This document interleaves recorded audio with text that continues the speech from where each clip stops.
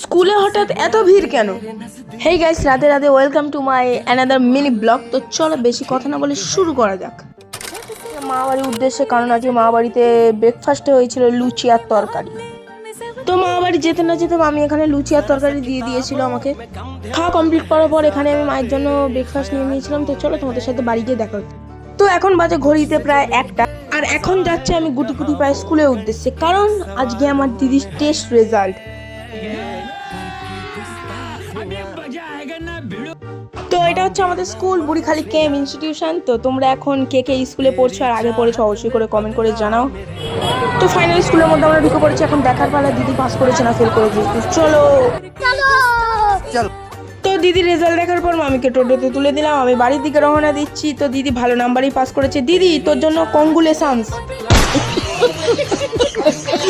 তো আজকে mid day মিলে ছিল খাসির মাংস, ভাত আর লেবু। তো আজকে ব্লগটা এখানেই শেষ করছি। ব্লগটা যদি ভালো লেগে থাকে অবশ্যই করে লাইক কমেন্ট শেয়ার করবে। আর তোমাদেরকে অনেক ধন্যবাদ জানাই আমার 70টা ফলোয়ার কমপ্লিট করার জন্য। তো টাটা, বাই বাই।